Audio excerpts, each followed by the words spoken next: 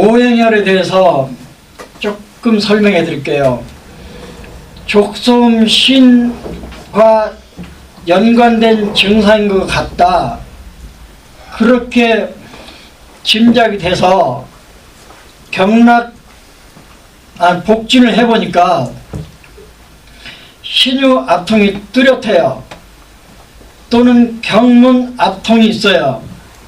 또는 지실이나 황유의 앞통이 있어요. 그러면 맞다, 신과 관련된 증상이구나, 그렇게 여겨지면 우리가 쓸 수 있는 혈은 오행혈밖에 없잖아요. 그러면 오행혈 하나하나의 주치를 이해를 하고 넘어가야 돼요. 그러면 콩팥과 관련된 오행혈 중에서 가장 중요한 것은 신정과 관련된 혈이에요. 신정은 선천지정과 후천지정이 만나서 이루어진 물질이라 그랬잖아요. 부모로부터 물려받은 생명물질에 음식물을 통해서 받아들인 엑기스, 그게 콩팥에 저장되어 있는 걸 정이라고 그러는데, 그래서 신정을 충실하게 하기 위해서 쓰는 혈이 비주운하, 콩팥으로 영양물질을 운송해주는 태백혈하고, 비주운하를 통해서 영양물질을 콩팥으로 배달해주면 그걸 받아들이는 역할을 하는 혈이 태계혈이에요. 왜냐하면 다 같은 토혈이잖아요. 비에서 보내준 영양물질을 받아들여서 정이라고 하는 곳간에 채우는, 받아들이는 혈이 태계예요. 그래서 신정을 보충하는 혈은 태계, 태백을 보여줘요. 반대로 신장에 비에서 아무리 음식물에서 뽑아 올린 정미로운 물질을 보내줘도 신으로 가는 그 어딘가가 통로가 막히면 영양물질을 보내주는데도 신에서 받아먹질 못해요. 그러면 신 증상이 생겨요. 여러분들이 책만 봐가지고는 죽었다 깨어나도 이해할 수 없는 부분을 지금 제가 설명드리고 있어요. 제가 허리 디스크와 관련된 논문을 쓰느라고 동의보감 요통편을 샅샅이 뒤지니까 거기서 얻은 지식이에요. 지금 비에서 수국 정미로부터 흡수한 영양물질을 지금 콩팥으로 보내주면 콩팥이 그걸 받아들여서 신정으로 간직하잖아요. 그런데 비에서는 보내주고 있는데 신에서 받아들일 수 없는 상황이 생긴 거예요. 그 통로를 뭔가 가로막고 있어요. 그거를 총통해서 처음 발견한 건데 신담음이라고 표현을 해놨어요. 모든 건 언어의 약속이잖아요. 다시 한번, 비에서는 비주운하 작용을 통해서 수국 정미로부터 흡수한 영양물질을 지금 콩팥으로 보내주고 있어요. 정상적으로는 콩팥이 받아들여서 정으로 간직을 해야 돼요. 그런데 보내주는 쪽은 있는데 지금 받는 쪽에서 못 받고 있어요. 왜냐하면 비에서 콩팥으로 연결된 그 어딘가의 통로에 뭔가 가로막고 있는 물질이 생긴 거예요. 이걸 습담이라고 생각하세요. 총통에서는 담음이라고 표현하고 있어요. 담음은 모든 우리 몸 안에 있는 정상적인 수액의 총칭이 진액인데 혈액까지 포함하는 개념이에요. 임파까지 포함하는 개념이에요. 그런데 이 정상적인 수액이 진액이 어떤 이유로 변질이 됐어요. 그러면 그걸 가래라고 그래요. 한자로는 담음이라고 그래요.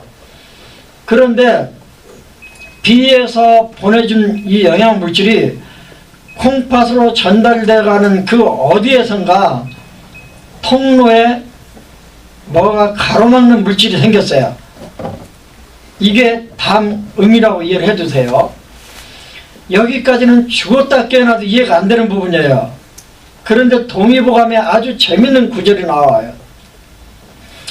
술과 기름진 것을, 술을 잔뜩 먹고 기름진 음식을 잔뜩 먹고 밤에 섹스를 했어요. 그러면요, 섹스하면서 방사를 하면 신 쪽이 약해지잖아요.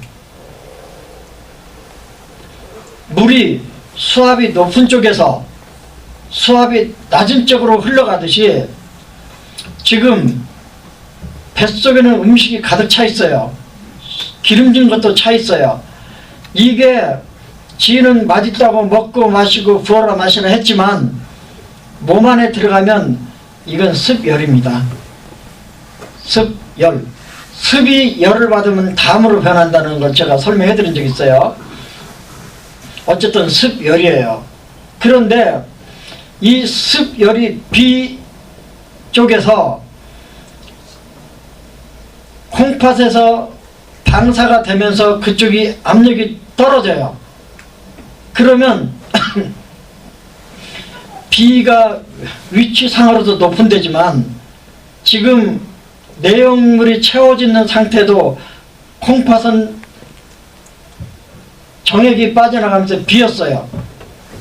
그 빈자리로 비에 가득 채워져 있던 기름진 습열이 흘러가요.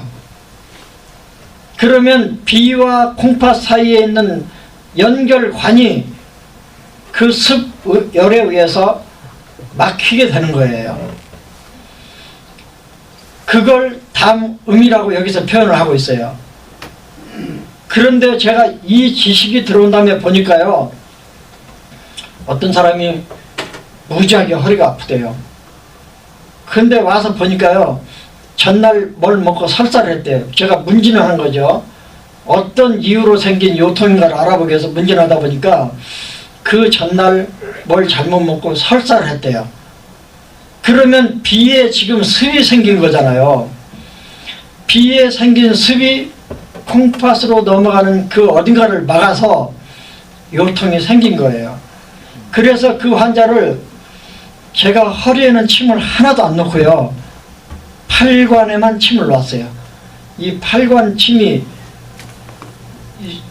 중안, 천추, 귀에 제가 늘 놓는 게 그거예요.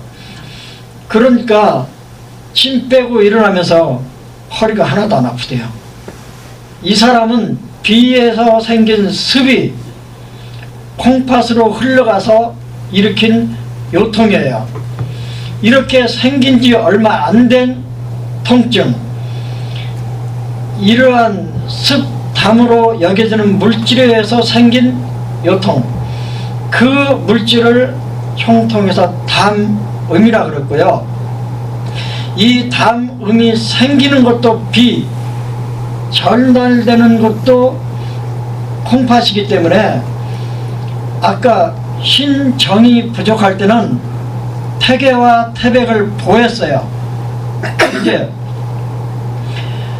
콩팥 그 언저리 어딘가에 비로부터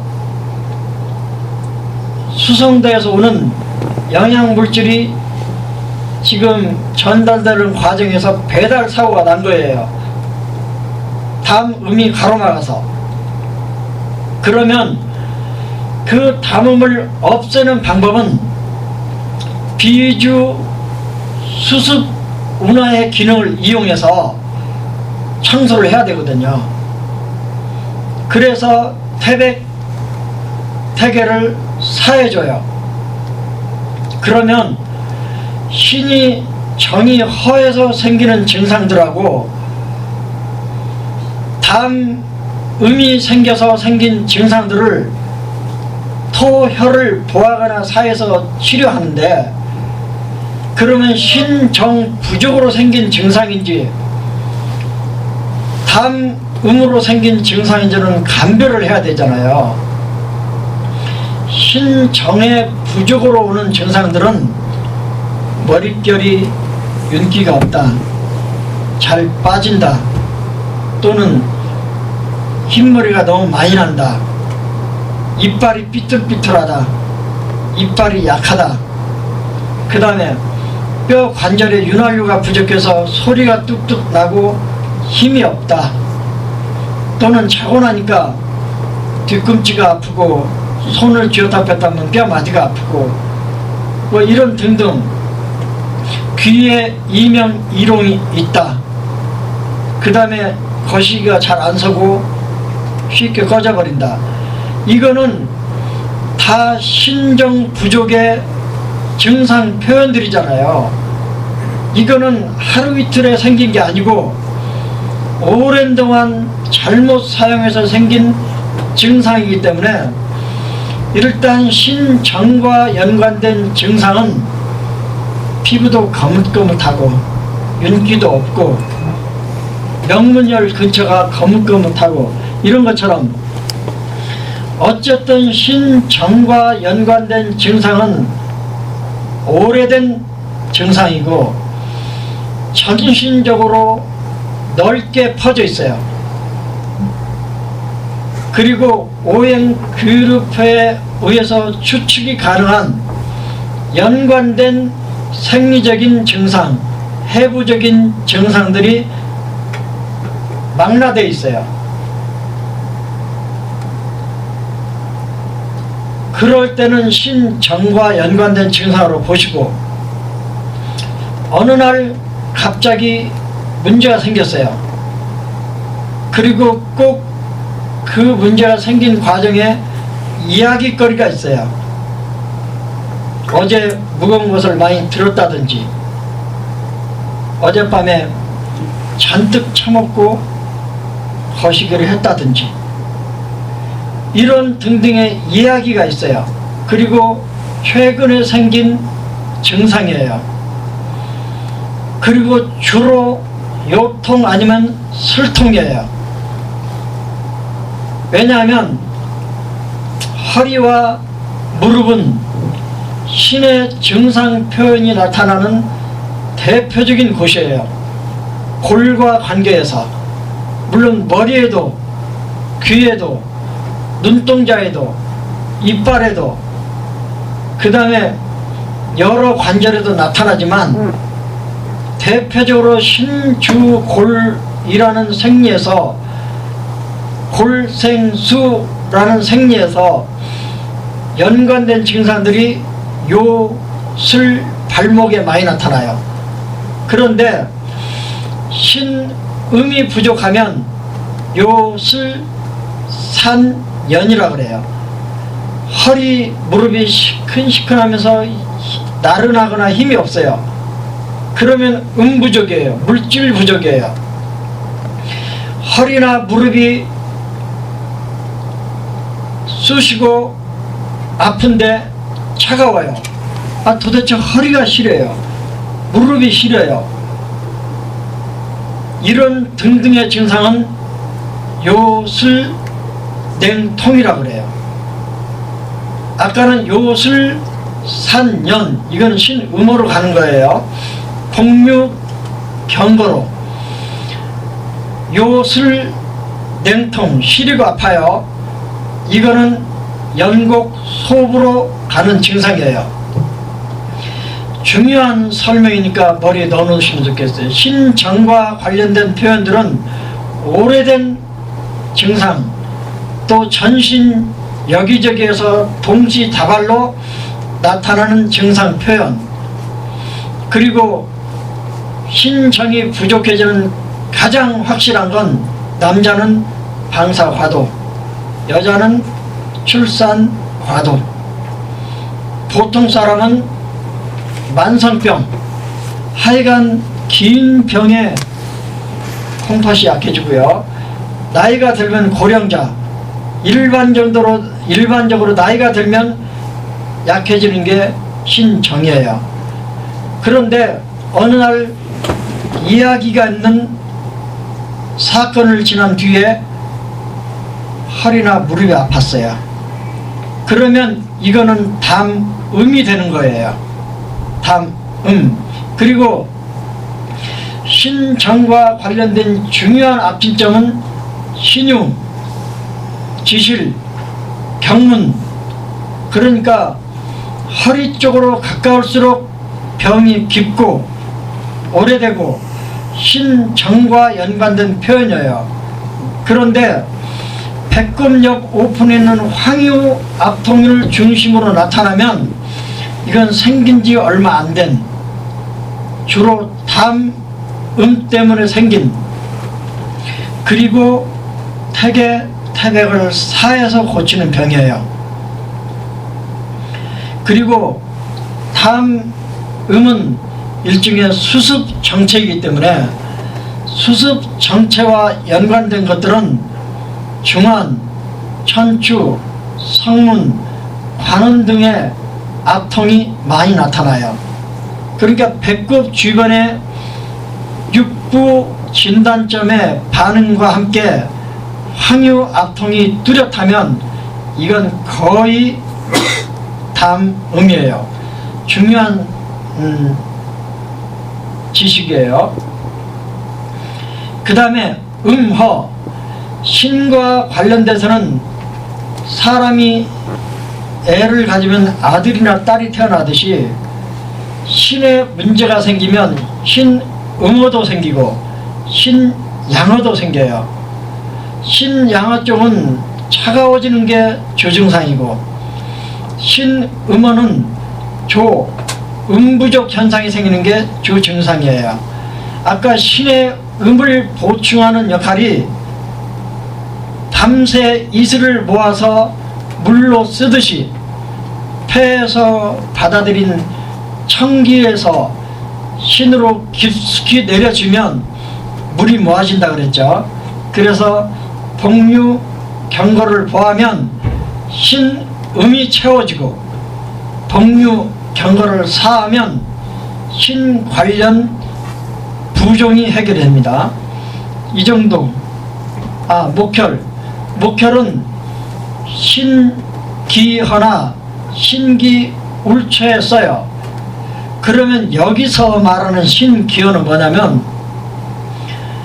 기의 승강 출입에서 봤을 때 폐는 위는 내려가는 게 주기예요. 순기예요. 그런데 간은 주승 주통하기 때문에 간은 올려주는 게 주기 방향이에요. 콩팥도 위로 음을 올려주는, 정을 올려주는, 골수를 올려주는 게 신의 방향이에요.